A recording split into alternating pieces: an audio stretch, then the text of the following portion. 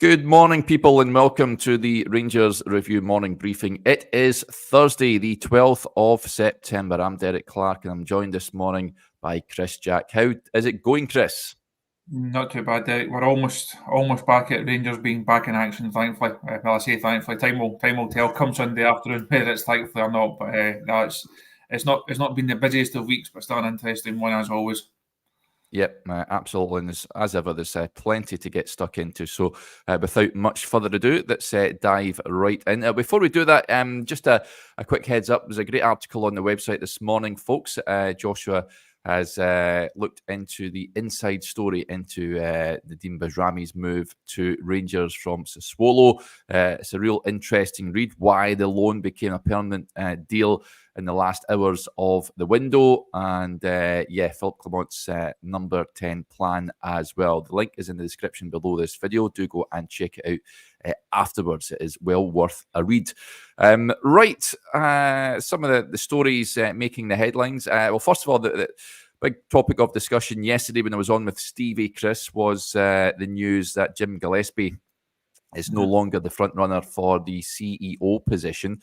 And we discussed, of course, Adrian Bevington, the former FA managing director, spoke about, me and you discussed, he was speaking about the characteristics that Rangers should be looking for in a new CEO. And he's been speaking again about becoming the new chief executive at Rangers.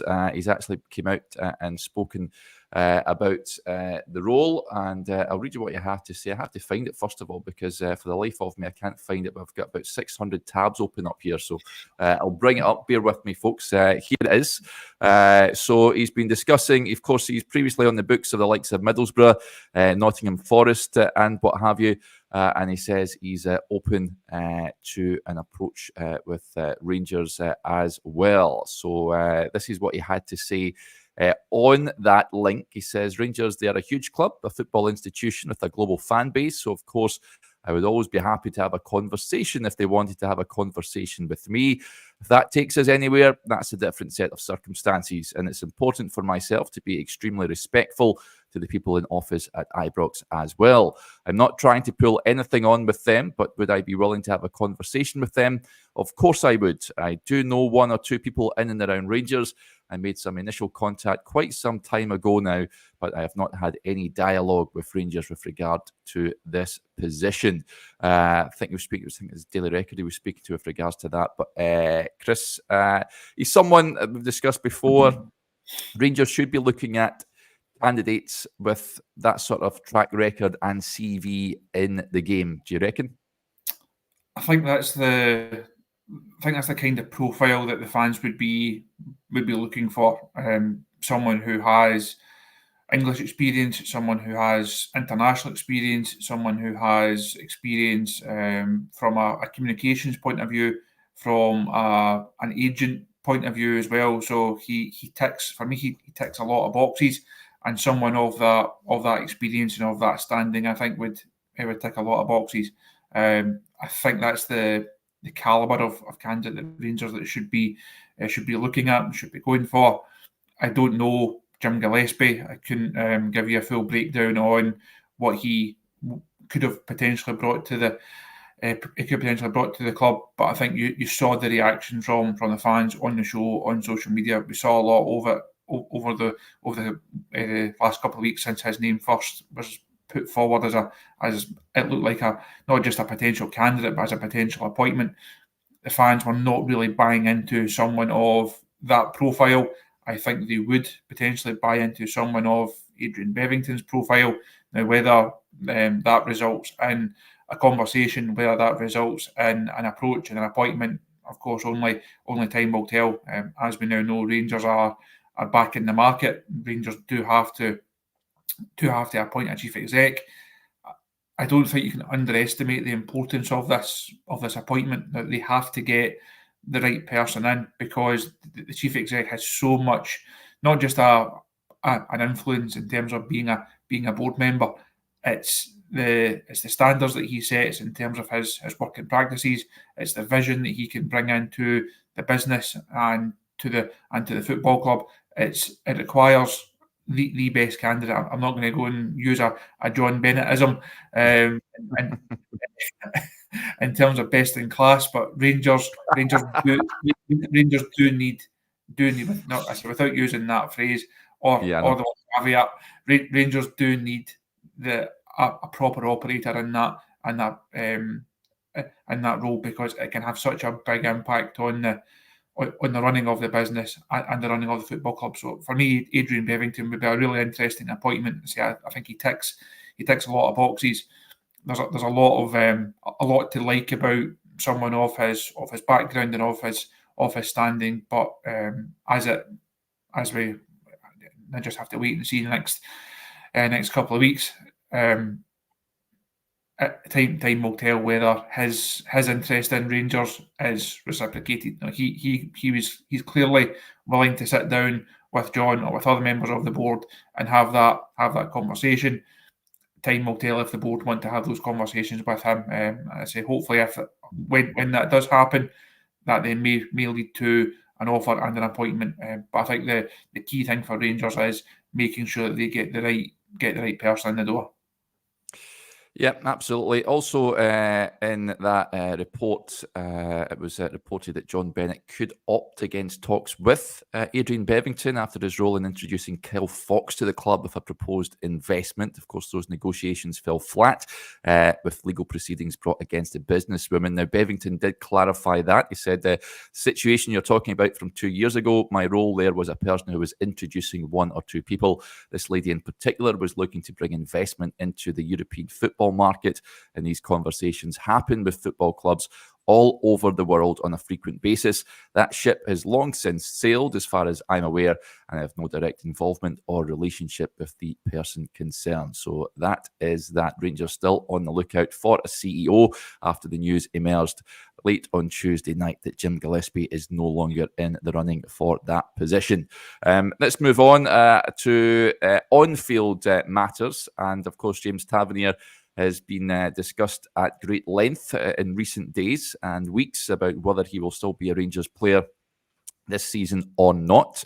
True Rangers 1872 says, is Tav on his way out yet, or has he got his boots glued to the Ibrox floor? Well, of course, the latest murmurings earlier on this week, over the weekend, was that Besiktas were keen on reuniting Tavernier with Giovanni van Bronckhorst, who is now the coach at Besiktas. Now, that may not, I think they've been hamstrung, the Turkish clubs. A number of clubs were looking to relax the rules over there, the likes of Galatasaray, Besiktas and Trabzonspor, around foreign players. That there's a rule over there in Turkey that clubs can have 14 foreign players in their first team squad and 12 foreign players in their match day squad. Now, those big clubs, those big boys in Turkey were looking to relax those rules. However, that those foreign player rule is to remain in place. Now, Besiktas currently have 14 foreign players on their books, and the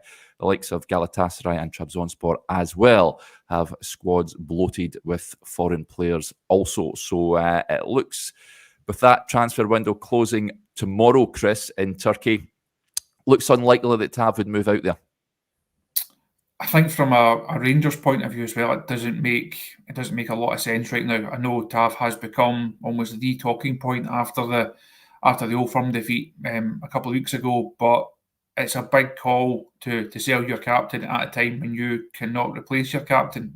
Now they obviously brought in Casemiro towards the end of the transfer window. We have no idea how good he is, how reliable he is, what level he's at.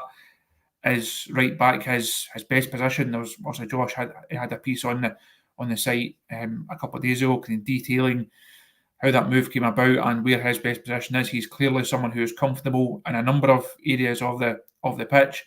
Is he a potential successor to James Tavernier? Right now, we just don't know. A more likely successor to James Tavernier is Dujon Sterling. We still don't know if he's up to the task or not, mainly because we don't know if he can play the number of games that would be required. I know Tav he's definitely out of form. he's not in a good space in terms of where he's at. He looks short of pace. He looks short of fitness. Also had those injury issues over pre-season. He doesn't look the James Tavernier that we know James Tavernier can be. He does look off it. The question of does he start on Sunday, I think is a really interesting one. For me, Rangers though can't afford to sell him right now, just in terms of a bodies thing. You would leave yourself short if he was to leave the club. I think there's two conversations. Should James Tavernier be in this team right now? I think the answer to that one is no. Should James Tavernier still be at Rangers right now? I think the answer to that is yes. Because when you get to this stage and you can't go and replace him, it becomes too big a call, becomes too big a risk. If this had materialised 6 weeks ago and there was concrete interest and there was money on the table and Tav wanted to make the move and Rangers then had the opportunity to go and replace him properly, that then I think changes the conversation again, and that potentially leads to him leaving the football club. Right now, I just don't see it being a realistic thing.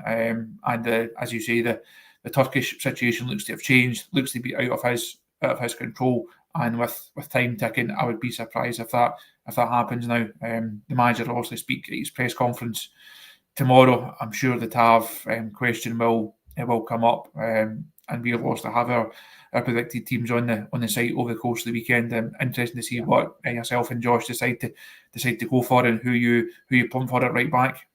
Well, I'd be dropping them. There's no two ways about it, but I don't think the manager will drop them. So there you go. I think watch him banging a free kick or what have you at the weekend. Well, I hope he does. But he's not on form. He hasn't been all season. He's not really kicked a ball yet for me.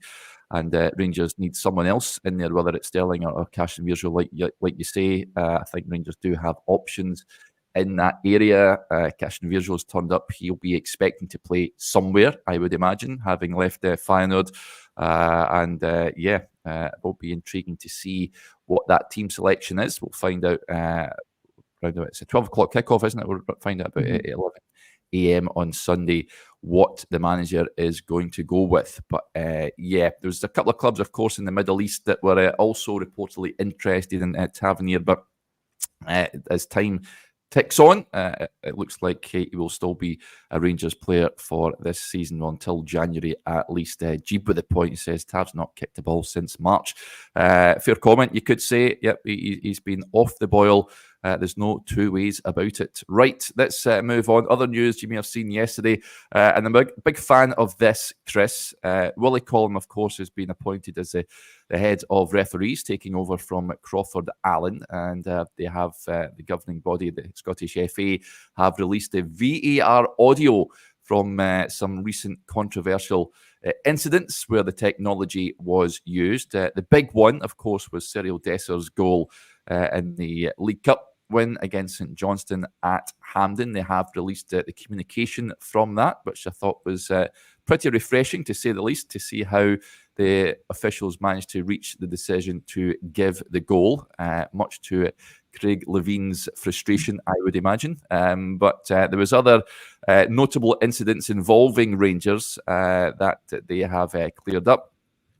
One was a handball incident on Conor Barron in the Rangers against Hearts match, and it stated it was the correct decision was made with regards to that incident, and also there was one foul that was missed prior to Cyril Desser's goal against Ross County, where Willie Collum reckons a free kick should have been awarded after Tom Lawrence's tackle, but the incident wasn't pulled back as the attacking phase of play had been correctly reset. Got to say, I did enjoy listening to the match officials trying to come to the correct call, Chris. I think this is the right way to go about things. It would be good to rewind back to the old Abdallah Sina and Alistair Johnston handball last season, but I don't think we will get that audio. But going forward, this is a good thing, is it not? If SFA could look out the password to their iCloud and somehow find the audio from last season, as you say, it would be very interesting. But I think it's a refreshing approach, and fair play to the SFA fair play to Willie Collum for having this idea and being this open and being this transparent.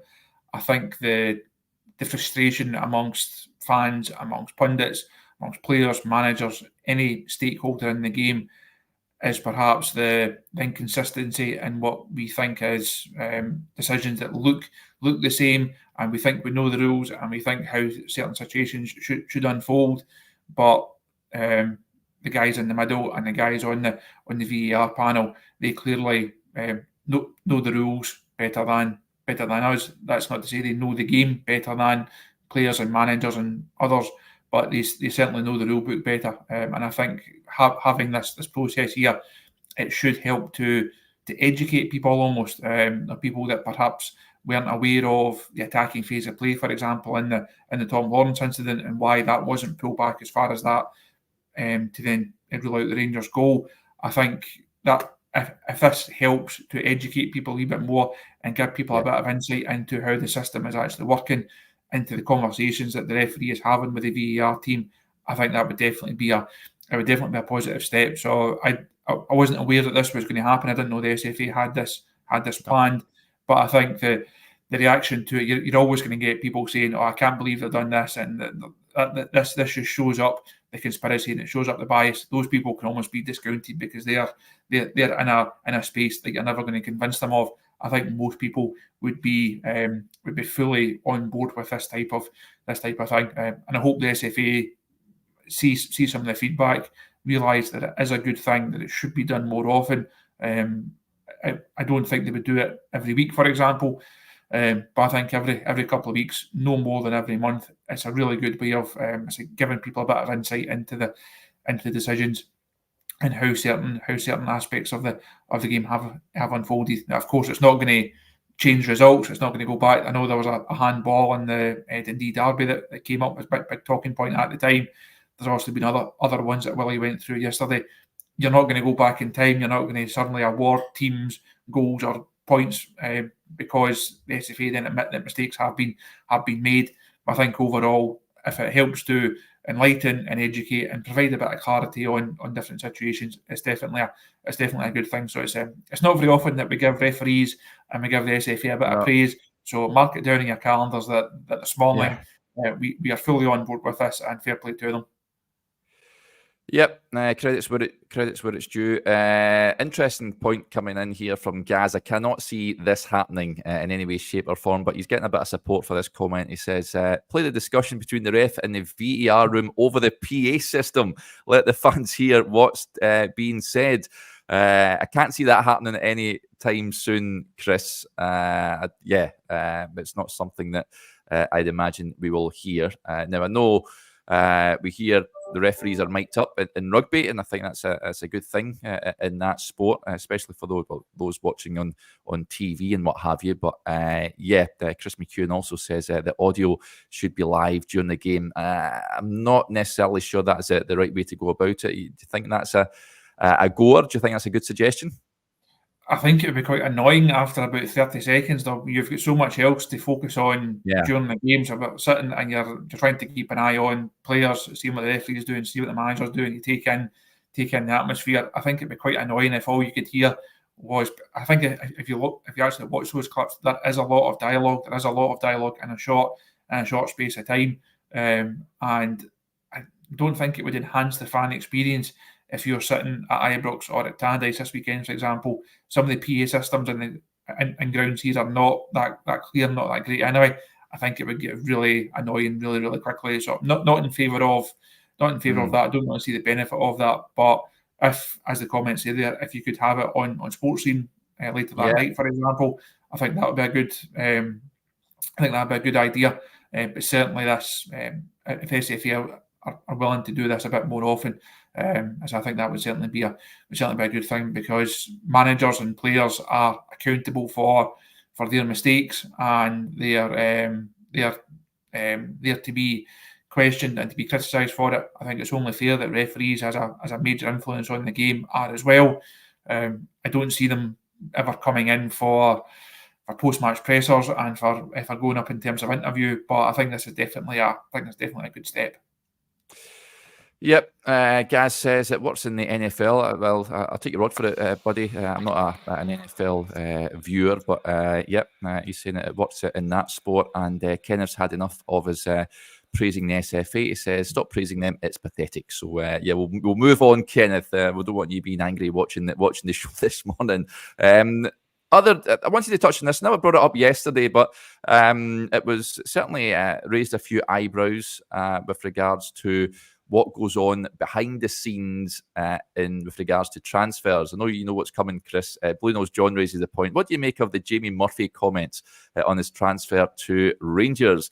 He was on open goal and he was discussing his move from Brighton to Rangers. This is what he had to say, folks, if you have missed it. He says, "There was a bit of a fiasco with the transfer. I don't think I've ever spoken about it. I flew up on the Thursday and had the first part of the medical on Thursday night. The second part was booked for the Friday. So I do the medical Friday morning, then I had to go to Murray Park just because they were flying out to Florida.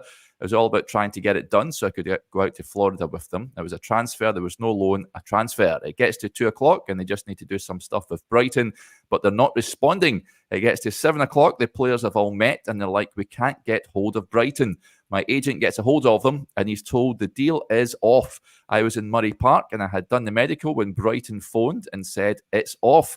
Somebody, let's just say another SPL team, phoned them and told them Rangers couldn't afford it. They had no money. I was sitting in Murray Park thinking, what is going on here? So he then explained, Mark Allen said, leave it with us, we'll sort it. It gets to 11 o'clock at night. And he says they've said it's off. So I phoned Paul Barber, who was the chief executive of Brighton, and told him I'm not coming back down. There is no chance on this earth I am coming back. I have moved my wife, my kids. They are already in our house. We are seeing our house down. We're selling our house down south. Everything is sorted. There is no chance I'm coming back down. He said, unfortunately, Jamie, sometimes stuff like this happens. I just hung up. And he added, Brighton have said it can be a loan and they have to pay this money by a certain date, and Rangers have agreed it. So that was after a bit of toing and froing. Rangers managed to get the deal over the line in the end. But yeah, Jamie Murphy saying that another SPFL club phoning Brighton, saying that Rangers have no money. What on earth is going on? What is this all about, Chris? I do remember something about this at the time. I can't remember if we actually wrote the story or how it got played out, but there was it was spoken about back at the time when this transfer was going on. I can't remember how it actually unfolded, but when I saw the clip of Jamie talking about it, somewhere in the depths of my mind, it did ring a bell, and kind of came not quite flooding back, but more trickling back. I do remember something about it at the time, about why it was set to be this permanent transfer, and then it turned out to be a loan. One of the most stranger episodes, and the Rangers are no use, or are no stranger, sorry, to bizarre goings on, and that's definitely one of the more bizarre ones. But thankfully they managed to get it sorted in the end, because as Jamie said, he'd already committed everything, family and football wise, and the chance to go up and play for Rangers was obviously a dream for him. So thankfully it didn't fall through. But I think we'll call it mischief making on behalf of that as yet named SPFL team. Yeah, a bit of skullduggery going on by the club in question. But yeah, just an unfortunate time for Jamie Murphy at Rangers. Remember when he done his, was it his cruciate at Kilmarnock at Rugby Park on that artificial surface, and that was him pretty much done, which is a real crying shame. I was a big fan of Jamie Murphy. He was a great player, and yeah, watched him a wee bit when he was at Brighton as well. So just unfortunately hampered by injury at Ibrox. But yeah, he produced some flashes of his class during his time at Ibrox. Let's move on then. There was a question that came in. Well, first of all, I'll address this, just about an admin question from Scott Soul. He says, why is the content not on Facebook anymore? The powers that be, I've decided just to be on one channel, buddy. So we're just on YouTube now, as opposed to the likes of Facebook. We were on Instagram live as well, and also on Twitter. But we're now just only on YouTube. So apologies for loads of you out there that love to tune in to Facebook on a morning. But yeah, only on Facebook. I'm only on YouTube right now. Just looking ahead to Sunday then, Chris, we'll dive into the game in more detail tomorrow, of course, and what the starting lineup is likely to be. Do you expect many changes from the trip to Parkhead? Does Barami start? Does Caston Birjo start? How do you think Clermont will go about things? if you're picking a team on form, it becomes very difficult to put 11 players on the pitch, doesn't it? It's not been a great start to the season for many of these Rangers players. I think, like you mentioned earlier on, I don't think Tavernier deserves to start on form, but I think he will start. I would be surprised if the manager decides to drop him. So you're then Butland, Tav. Again, there's a case to be made for if a Cashin's coming in at centre half. Again, I'd be surprised. So I think we'll see Proper and Suter. Left back is an interesting one. Also, Rabi Matondo, as we reported last week, if Matondo being absent for the next 6, 7, 8 weeks or so, how do you manage that left-hand side? Does Jefte start at left back and you potentially play Bajrami wide on the left, like he played there for Albania over the international break? Is Cortés available to come in and play on that left-hand side? Do you go with someone who you know exactly what they can do there and you play Ross McCausland there? You could move Jefte up a line and that then allows Robbie Fraser to come in and potentially get a run in his favourite position at left back. So I think that left side is really interesting for Rangers. There's the good thing, I dare say, even though there's players out, the good thing is that the manager does have options there. It's not a case of, well, we'll just go and stick to John Sterling right left because that's the only thing that we can do. There are options. There are ways that you can move that left side about. And while it's disappointing to lose Matondo for a period, it has come at a time with Cortés coming back. I know he was back in training before the international break. He might be slightly short of match fitness, but no, being in the situation that Rangers are in, sometimes you just have to give it a go and have to try and get through the minutes. So I would be not expecting Cashin's to start. I would like to see Rami start. I know that Clement has been really careful and kept his cards close to his chest in terms of new signs. We'll think back to the Czerny situation where everyone assumed that Czerny would start and it didn't happen. So I would be disappointed if Bajrami's not given the nod. I know he's just come back from international duty. He won't have trained much at all with the squad. But if you're an international player, club have just spent £3.5 million on you. You should be able to come in and give the team at least an hour against Dundee United. Surely it shouldn't really be too much to ask. So I think he has to start. We need to see what he can bring. We spoke a lot about that number 10 position over the course of the window, about why Rangers needed an upgrade. They needed someone to come in and make that position their own. Tom Lawrence is not going to be the answer week to week. Bajrami hopefully is going to be the answer to that problem week to week. As you mentioned earlier on, Josh has got that piece on the site this morning, giving people a bit of insight into how that deal unfolded, why it looked like being a loan, but then turned into a permanent deal, and what Bajrami can bring to this team. So I would like to see him start. I think he has to start. The rest of it, Barron starts obviously. Diomande or Sterling, depending on how you want to shape up the midfield. Dessers plays through the middle, obviously. The most important thing, no matter what team is selected on Sunday, Rangers just need to win the game. There is zero margin for error now. They put themselves in a really difficult position. Fans are rightly unhappy about how the start of the season has unfolded. A performance would be beneficial. Performance would be nice. I think at some point we need to see a more consistent, higher level of performance from this side.